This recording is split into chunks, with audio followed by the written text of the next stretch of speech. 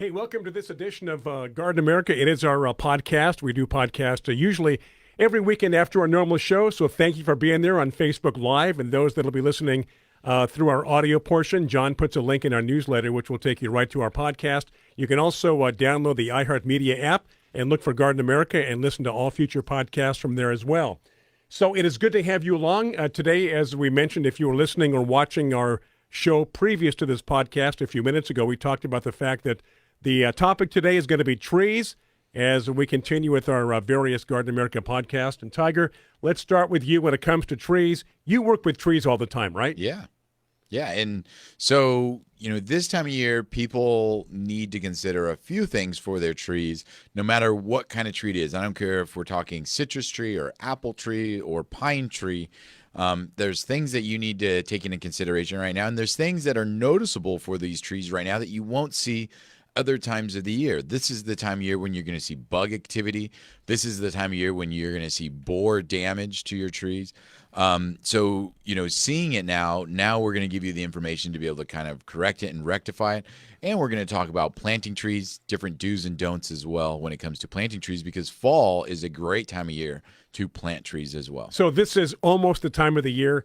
Now, depending upon where you live, some right? people, it is the time of year. Right now. Right. I mean, yes, San Diego County, is it fall yet? No. We have another month before we do. get to It's still fall, summertime if you walk outside. But, there's a lot of places around the country that it is fall now and a good time of year to plant some trees. Now, a lot of different trees to talk about here. Yeah. So what when you're out and about during the week, what are you dealing with most in terms of local trees here in San Diego? Pine trees, of course, all kinds of trees, jacarandas, pepper trees, right? So the two things that I think we address most when it comes to trees is a bug or problem with a tree or pruning a tree, because, people have put them next to their home and now they're rubbing against their house, or, right. They're on the property line and a neighbor cut half of it and their half still, they wanted to keep looking this way. So pruning and bug problems are probably problems are two biggest things when it comes to trees. Pretty much all time of year are those two things. But there's things that you can do throughout the year to help the tree with those two problems to not be a problem for you. I mean, first thing is bugs. If there is a strong, healthy tree, they are resilient and they can resist a lot of bugs by themselves. So there's no need for you to interject. I mean, even, this isn't necessarily a tree, but it's a hedge. A eugenia is a common hedge that's used here in Southern California, and it gets a little psyllid bug. Okay. It's a bug that lives within the plant, and it doesn't really affect the health of the plant at all. It causes a little bit of leaf damage, but there's no reason to get concerned about it. But you know what? The tree is designed to have that relationship with this bug and be fine. And, there's a lot of trees that if they're strong, healthy, bugs won't cause a problem. A little bit of bugs on trees aren't necessarily a problem. It's when the trees are unhealthy, you're not fertilizing, you're not watering properly. That's when you have to have concern for the tree. Now, before you plant a tree, depending upon what it is, best to consult somebody, an arborist, somebody in the nursery, somebody like yourself, because I'm sure a lot of people have in mind a particular tree, and they say, I want to plant it here or here. You got to think about a lot of things, first of all. How big is that tree going to get? Big thing to think about. And the root system. Mm-hmm. Is it going to spread out? Is it going to get under your sidewalk, in your driveway, things like that? Yeah. So you have to consult people on saying, you know what, this isn't a good idea, because here's what's going to happen in the future. Or look around where you live. What do you see? What are the kind of trees do you see? If you see a tree buckling a sidewalk in an area, like, I don't think I want to put that in my front yard. I don't want to do that. But, if you see a beautiful flowering tree in someone's front yard and, it looks mature, you don't want to base it on a 2-year-old looking tree. You want to base it on something that's been there 10 to 15 years. Exactly. And you would think like, I have that same space. I have that same exposure. I have the same location. I'd like to see that in my yard. That's a good way to look at it, kind of a thing. Are you planting any trees, John, on your new property? Yeah. Yeah. For those that are tuning in for the first time or have not heard the story. Of trees eventually. So far, I need to build a house before I plant trees. But In planting other words, trees don't put is, the tree before the house. Is that what you're saying? planting trees is like planting, or is like buying furniture, for your house. If you've got a living room and you want to put furniture in it, you're going to buy a couch that fits the size of the living room. You're not going to buy a little stool and and think it's going to grow into a couch. And the same thing in reverse. If you're putting a little tree outside, it's not going to stay like a little stool. Eventually, it's going to become the size of the couch. So Right. figuratively. Sure. No, exactly. It's like, So yeah, it's like pieces of furniture. Where you've space, got to figure area. they're more or less going to be permanent wherever you put them.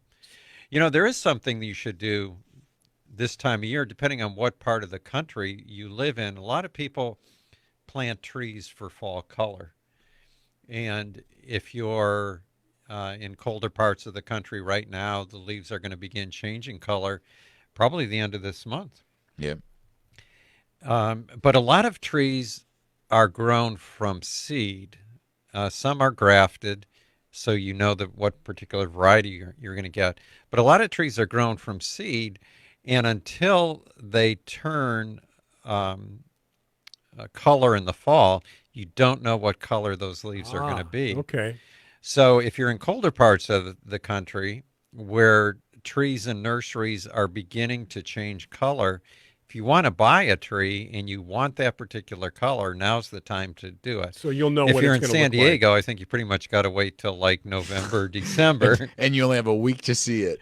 Yeah, and then they're going to be behind Christmas trees, so you won't be able to see them. But like, I'm thinking of liquid ambers, for instance. Seedling liquid ambers, you have no idea what the colors are going to be. But if you go to a garden center when they've started to change color, you'll know.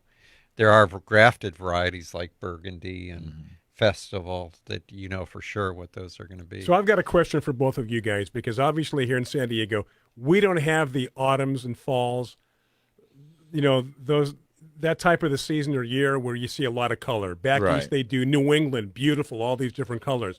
However, as you know, heading down 163 South toward downtown, you see a lot of color. You see a lot of trees in that area that look like you're back east or throughout the Midwest. And there's sycamores. Why don't we have more of those planted around San Diego if they're doing well there? Water. Seriously, water? Yeah, I mean, Is that if just you- a very if you were fertile to- area? If you were to look at the San Diego landscape, the true San Diego landscape, there are no trees. No, every tree was brought here because Correct. we're an arid desert. There's a few pines, there's some sycamores, and that's pretty much it when it comes to trees. Oaks. Would you call those natives? Those are natives. That's it. That's it. Yeah, everything else was brought here. Everything else was brought here, and Palm trees? were they brought here? Well, I was thinking of Washingtonias. Oh yeah. They might like have been here. Those ones I was thinking Right. green Right. palms. I'm like, Right. no. No, Washingtonias. So I don't know if they were in San Diego, but I know that they were native to Palm Springs. you're saying Right. it boils, Mexico, Baja. it Water, boils though. down to water. because we're talking about liquid amber, even sycamore trees, maple trees. no, we don't have maple No, trees here. yeah. Jacaranda trees, cassias, those all came from other areas, and they require a good amount of water to grow. That's why you don't even see a tree like jacaranda trees, cassias. These trees are all heavily planted, right? But you don't see them popping up in the wild here, right, Because you don't- not at all. even though they flower, even though they go to seed, if you were to go to the Chaparral part of San Diego County, you don't see a jacaranda just popping up out of nowhere, even though it has the potential to, because they're here, people grow them, they do produce seed, and it's just because there's not enough water for that tree to really grow and develop from seed by itself. And so you ask, why does that not happen? Because in the areas back east that have the water, have that ability, trees will naturally grow by themselves there. So what is the difference? You go to the redwood forest, Right. Redwood forest, they reseed themselves, they regrow, and that's because they're there. That's why they are where they are. But that doesn't happen here. So what is the difference between that area of San Diego, that 163 heading into downtown? They water it. So that's actually being actively taken care of. Yeah. Because it's a beautiful it's a freeway area. that they water and take care of those trees. But so lack of water, lack of color. Yeah. Yeah. So, Okay. yeah. Well, you have to have deciduous trees too, Yeah, Mhm. right. where all the trees, you're talking about New England, other than conifers, pines and spruces and things, every other tree is deciduous. There are no evergreen trees. So you're going to get every tree changing color in the fall. Where here we have a lot of evergreen trees, Mm-hmm. they're not going to change color. Right. Yeah. They're going Or to even, stay evergreen. and even we have varieties Right. here that are what we call semi-deciduous, which means that they just go dormant for that real short period of time because they can hold their leaf longer than standard, deciduous trees. But then they put their leaf out real quick also, so they're only deciduous for maybe a month or two. So you don't see that change. It goes from green to dropping its leaves, and then you see it green again in another few months, kind of a thing. What is the most popular tree here in San Diego? That's debatable, I think. But The what do you most think? common trees, eucalyptus. Okay. They're most common group of trees. But I don't think they're popular anymore. No. What- No, not at all. In fact, I was just telling Tiger that in our complex, they just got through spending a week trimming all the eucalyptus trees. And that's a huge job. These trees are huge. When I moved to California in 1977, eucalyptus by far was the most commonly planted tree, and there were no insects on eucalyptus anywhere in the state. And the reason was that every eucalyptus that was in California had been grown from seed. But if somebody would have thought about looking at eucalyptus in the wild in Australia, they would have seen that there's not a single leaf in Australia that's not chewed or eaten Right, up exactly. by huh? some type of bug. And somebody would have thought, now, hey, if we're going to recreate Australia over here, eventually those bugs are going to make their way here, which Sure. is pretty much what's happened. Yeah, exactly. So for many reasons now, fires and all kinds of things, people just don't plant eucalyptus. Plus, you got smaller lots, and for the most part, eucalyptus are going to be Very large big, trees. fast Now, do growing people trees. contact you, Tiger, to grow trees? Do they say, Yeah. I want to, what do people, what do they want to Well- grow? What's well, let's- popular with them, with people? Well, let's kind of talk about, the sequence of a tree then Okay. in terms of, you've selected a tree. We've talked about selecting a tree. We talk about location. Mm-hmm. We talk about exposure. We talk about size. And all of those things have to be decided for you to select the tree. So now you want to plant it. John had teased earlier about talking about how to plant the tree. So now you got to plant it. And, a lot of people have different ideas, dig the hole, double the size of the can, all of that kind of stuff, how to stake it. Did you want to talk about what you were going to talk about in terms of planting a tree first? No, I wasn't going to talk about I thought- planting a tree. I was going to talk about how to select a tree for fall color, which I already did. Oh, okay. Which we kind of But- slipped into that but kind but of. since you're talking about digging the hole, Yeah. when I plant a tree, I never ever dig the hole any deeper than the size of the can. I agree. And a lot of people they used to tell you dig the hole twice as wide Yeah. and twice as deep. Yeah. But the problem is if you dig it twice as deep, that your tree's going to settle. Yeah. And then you end up with a little pit, and you can have problems with the tree rotting because the soil builds back up against the bark. And if you dig it twice as wide, your tree's going to fall over because there's no real good There's nothing solid to support soil it. to support it. A lot of people just backfill with compost, Right. which is very loose. And the first wind that comes, the tree just falls over. The root system would have to be developed for that not to happen. Right. Unless you stake the tree. Right. Well, yeah, which, we can bring up the stake. And a lot of people will, in nurseries, Especially going into winter, you should think about staking if you need to, right? because of storms and Storms, Right, winds, things like that. But when you buy a tree at a nursery, usually there's a stake just running straight up the back of the stem, and it's tied onto that tree with some green tape. And they put it there because in a nursery, we're marketing, and somebody wants to buy a big tree. In order to get it to be big and in a 5-gallon can, they've got to stake it upright so it looks big, looks mature, and And isn't they want floppy. they want the trunk to be straight if they're going to buy it. Yeah, too. exactly. Right. Sure. Okay. Well, that's why we do that in a nursery. Now, when you get it home, ideally what you would do is take off that stake. The problem is that usually they're floppy. The tree is floppy. It's not always strong. If you take off that stake and the tree Been in is bondage its whole life. Yeah, good- exactly. good yeah, thing, that's yeah. true, though. Yeah. Yeah. now if you do take off that tree and it has a good stability to it, leave it. Let it be free. I mean, obviously being careful in the wintertime. If there's a storm, you don't want it breaking or cracking.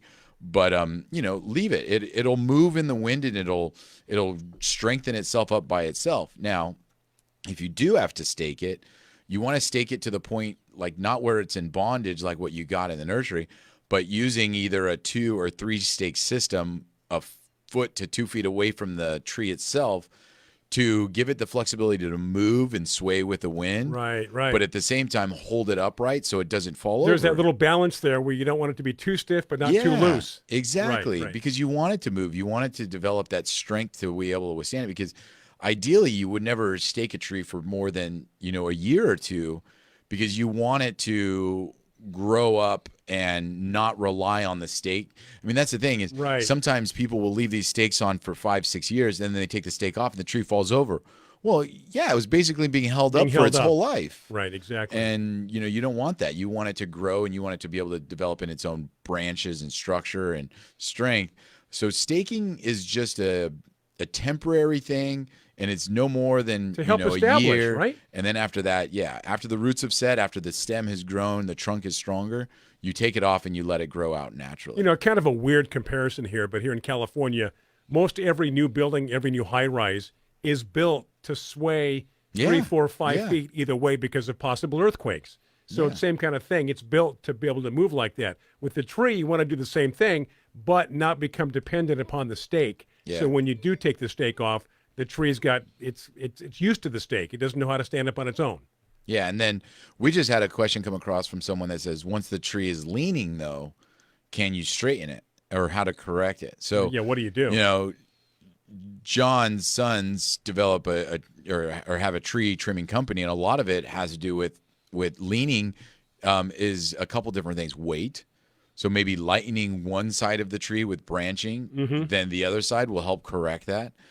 Sometimes trees are leaning because they're being pushed by either a wall or they're pushing away from a structure because of sunlight. But if it's simply because of wind or the tree is leaning in general, you can use corrective measures where you stake or you, what would you call it, anchor, and you can pull the tree back in a direction to correct it. But again, that's got to be a temporary thing, and it has to be done flexible. You can't have like sometimes you'll see these cables tied down to correct I've seen a those, tree. absolutely. Well, as soon as you pull the cable off, they fall back to where they were before.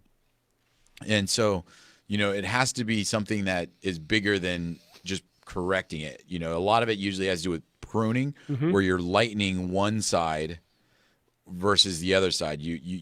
Because they are leaning because the weight is pulling them that way. So corrective pruning can usually help with straightening as well. So depends on the age of the tree too. What's that, John? The age? Right. So you wouldn't want to then dig a hole and then pour cement in there and let the cement dry to keep the tree straight up. That's not a good idea. That worked in Pisa for the Leaning Tower, but I don't know about for a tree. Yeah. But if it's a younger tree, what you're saying, Tiger, about staking one side and pulling it will work if you do it gradually. You don't have to do all at once. You might pull it back for 3 months and then go through and try to pull it again for another 3 months. And as you pull it back, move where it's attached so you don't get the rope or whatever it is burrowing into the bark. A lot of people will take, if you're going to put ropes around a tree rather than using rope, and you want something stronger than tie tape, we'll take a piece of hose, cut a piece of rubber hose and run the rope through the hose and put that around the tree. Yeah. Or they have those rubber bands too, don't they? The wide rubber. Yeah, they do. The rubber, sturdy tape. Right. For trees. But one thing I found when you mention it is a lot of people don't like to see it because you're trying to make that invisible. Yeah. You don't like to see these straps. You don't like to see it. But one of the best things to use is if you have a good anchor and then you use those ratchet straps for this. Like you just say, every couple months you walk out there, a couple more ratchets. Yeah, I didn't think of those, but that's a good idea. But people don't like to see them, but if you buy, like they have nice green ones, kind of a thing now. So it looks like it's part of the landscape. but a super easy thing to do if you're trying to straighten out a tree is those right. And then they're usually on a cloth band, the wide 2-inch, so that you don't have that rope burrowing problem, which is really nice. So that's if you're straightening out a tree. So we planted, Well, think of wind when you're going to plant, too. Yeah. Like, what direction is the wind coming fall? from? Yeah. Are you inland or are you near the beach? A lot of things to think about. So, so we talked about planting it. The whole 2 times too deep, 2 times too big, we don't agree with, because you want that soil stability. Okay. And like John mentioned, if you dig too deep, you risk it settling and then the tree rots out and dies after that. Staking it, if it's a young tree that's floppy, you're going to need to do it. But anytime you can avoid it, that would be best as well. When you first plant a tree, again, marketing in a nursery, they're going to want this tree to be tall and big. Might not be too bad to go in there and lace it out a little bit. And lacing means taking some of the foliage away, something more manageable, because they grew it to show it off in the nursery. But once you get it home, you're thinking lifetime investment, not just what you saw at the nursery. So, lacing it's not going to do any, harm, to keep it so it's not so heavy on the top if it's a real top-heavy tree when you buy it at the nursery. Your goal for the tree when you first plant it is not growth. Your goal for when you first plant a tree is root development. So establish the root system. Encouraging root growth is the only thing that you should be thinking about when you're planting a tree initially, because that's what's going to keep it stable. That's going to help it grow later on. So watering correctly, correct fertilizing is important for the first months of that tree, because you don't need to worry about it a lot of people plant a tree because they want to hide something. That'll come. It'll come naturally. You don't have to worry about it. But if you don't focus on the roots right away, you'll never get that. And you're going to get a weak tree that's going to end up falling over anyways. So root developing is your primary goal for when you first plant a tree. So that means watering it correctly, not overwatering, not underwatering. And then fertilizing, just whatever basic all-purpose fertilizer, whether it's the Natural Guard all-purpose fertilizer or whether it's Milorganite. Just once a month, put down fertilizers so that way the nutrients are there and the tree can grow and it's strong and healthy. But they're not going to force growth, and they're not going to, green up the tree overly like some other kind of chemical fertilizer. Right, and read up on the tree as far as what you're planting. Know it. Know the history. Know what it likes. Because every tree is going to be a little different. I think we're giving some great general tips, but in terms of the kind of tree that you pick, understand and know the history and what that tree is and what it's going to do. Yeah. What do you think about, because I know there's different opinions, and my opinion is that once you dig the hole to plant the tree, I never mix any planting mix with the soil. Do you? See, that's something I might do. Yeah. So my opinion on that is it doesn't harm, as long as, like we said, as long as you're not digging this big hole and then filling it with compost. Right. If you mix in a little bit of planting mix or compost, it's adding organic material to the soil, which isn't going to hurt.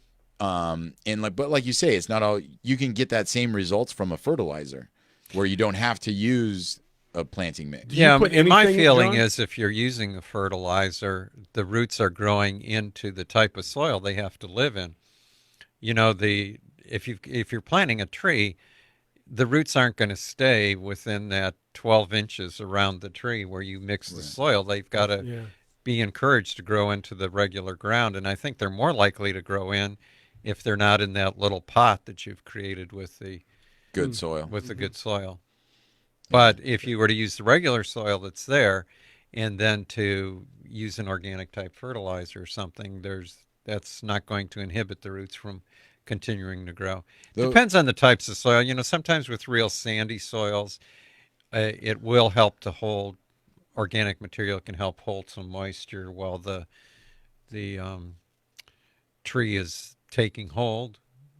I guess it just depends where you are. But personally, I never use any planting mixes. And also, like you say, it depends on the type of soil, because sometimes when you're digging out that hole, you want to use that soil, right? But sometimes when you're digging out, it's clay or it's filled with rock. Well, you can't backfill with that stuff. You create air pockets in your your area that right. you dug.